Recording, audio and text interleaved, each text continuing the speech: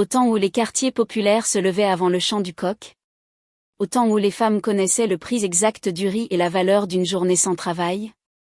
Vivait une jeune femme nommée Aïssata. Son quartier n'apparaissait sur aucune carte. C'était un enchevêtrement de ruelles étroites, de maisons basses, de murs fissurés par les saisons. La poussière y dormait le jour. La nuit, elle s'accrochait aux pieds de ceux qui rentraient tard.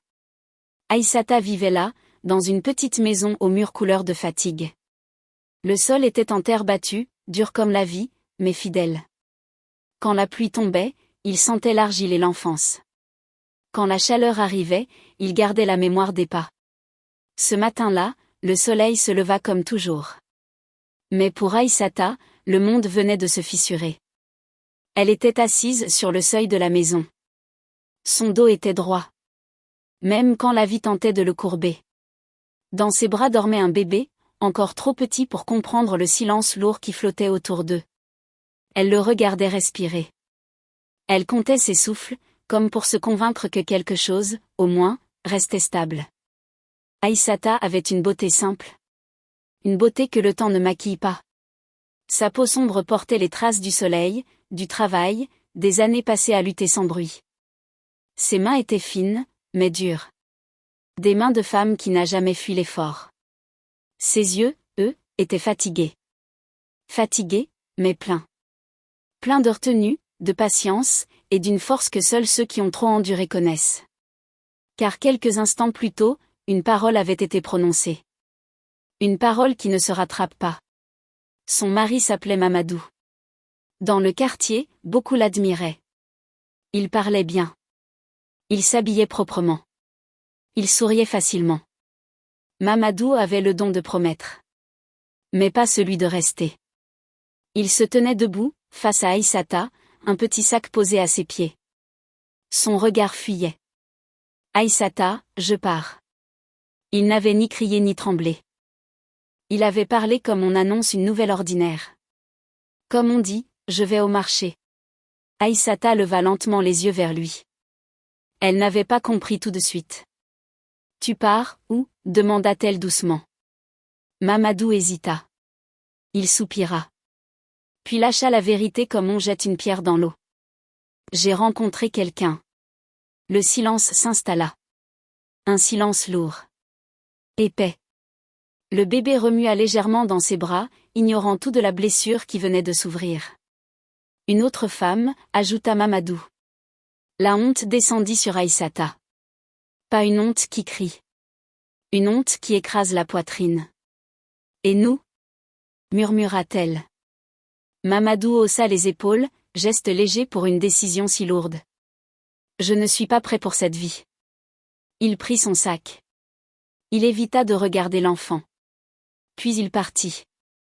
Sans se retourner. Ce jour-là, Aïssata ne cria pas. Elle ne pleura pas.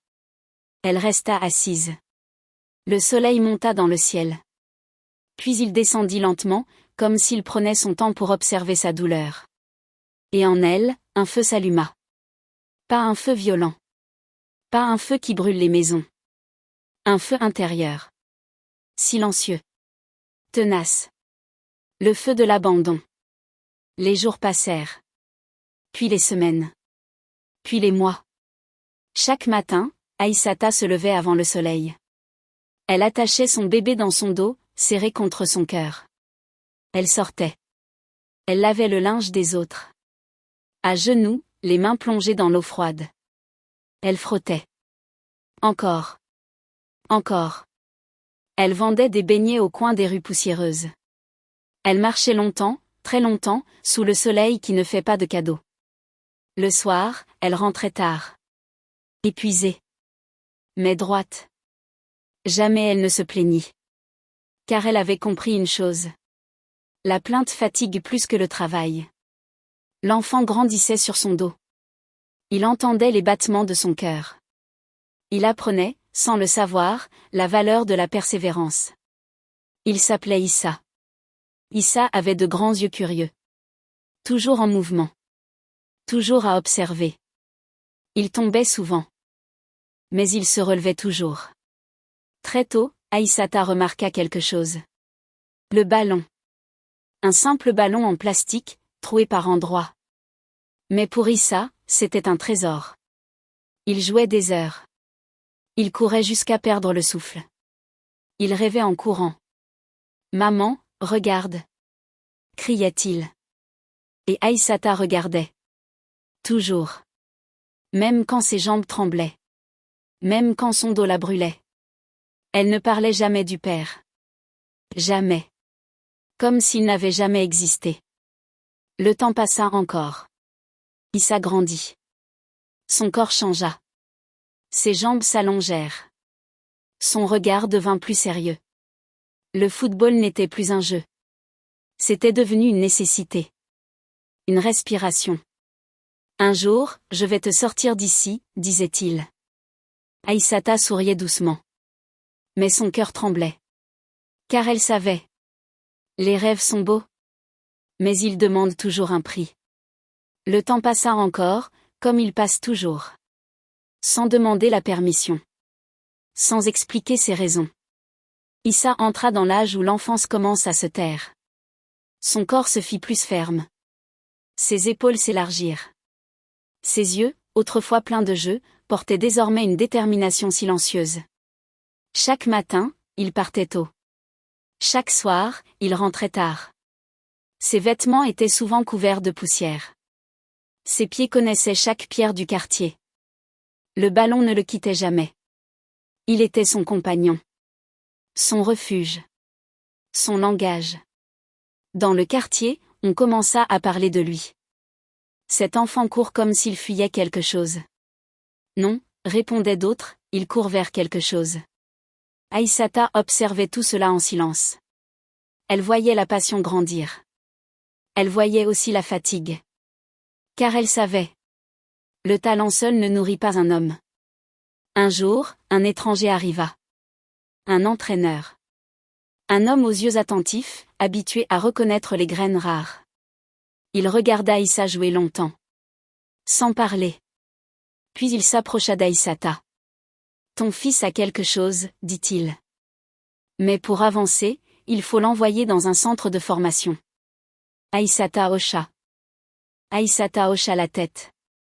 Elle avait compris avant même qu'il termine. « Il faut payer, » ajouta l'homme. Le mot tomba lourdement. Payer. Aïssata rentra chez elle ce soir-là sans parler. Elle s'assit. Elle réfléchit longtemps. Puis, sans bruit, elle ouvrit un petit tissu soigneusement noué. Dedans, il y avait sa vie. Ses bijoux. Ses derniers souvenirs de femme avant la survie. Son pagne préféré, celui qu'elle portait les jours importants. Le lendemain, elle vendit tout. Quand elle remit l'argent à Issa, elle ne pleura pas. Va, dit-elle simplement. N'oublie jamais d'où tu viens. Issa partit. Et avec lui, une partie du cœur d'Aïssata. Les années qui suivirent furent dures. Très dures. Issa connut la faim. L'humiliation. Les blessures. Les bancs où l'on attend sans être appelé. Il dormit dans des chambres froides. Il entendit des mots qui blessent. Il tomba. Plus d'une fois. Mais chaque fois qu'il voulait abandonner, une image revenait. Sa mère, courbée sur le linge des autres, mais droite dans sa dignité. Alors il se relevait. Encore. Puis un jour, le destin décida de parler. D'abord, ce fut son nom à la radio. Puis à la télévision. Un contrat. Un grand club. Beaucoup d'argent. Dans son quartier, les gens s'arrêtèrent pour écouter. Certains sourirent. D'autres furent jaloux. Aïssata, elle, s'assit lentement. Ses jambes ne la portaient plus. Elle pleura. Pas des pleurs bruyants. Des pleurs silencieux. Des pleurs de libération. Le feu en elle avait enfin trouvé sa récompense. Mais le succès attire toujours les ombres. Un jour, Mamadou réapparut. Comme sorti de la poussière du passé. Il parlait fort. Il riait beaucoup. Il disait partout. C'est mon fils. J'ai toujours cru en lui. Les journaux répétèrent ces mots. Les plateaux télé l'invitèrent. Mais la vérité, elle, restait silencieuse. en attendant son heure. Cette heure arriva lors d'une conférence de presse. Issa était assis devant les journalistes. Calme. Posé. Que pensez-vous des déclarations de votre père? Demanda une voix. Issa leva lentement les yeux vers la caméra. Ce monsieur est mon géniteur, dit-il. Un murmure parcourut la salle. Mais il n'est pas mon père. Le silence tomba, lourd comme une sentence. Un père, continua Issa, ça reste. Un père, ça nourrit. Un père, ça protège. Il marqua une pause. Lui, il est parti. Qu'il reste loin de moi. Comme il l'a toujours fait. Personne n'osa parler. Ce jour-là, Mamadou disparut à nouveau. Mais cette fois, sans bruit. Dans sa petite maison, Aïssata regardait la télévision. Elle n'applaudit pas. Elle ne sourit pas. Elle ferma simplement les yeux. Le feu s'était enfin apaisé. Et dans ce quartier, comme dans beaucoup d'autres, on raconte encore aujourd'hui cette histoire aux enfants. Car la vie enseigne lentement, mais elle enseigne juste. Un enfant peut pardonner l'absence, mais il n'oublie jamais. Qui est resté quand tout s'effondrait. Si cette histoire vous a parlé, prenez un instant pour laisser un pouce bleu, écrire un commentaire et la partager. Votre soutien nous aide énormément.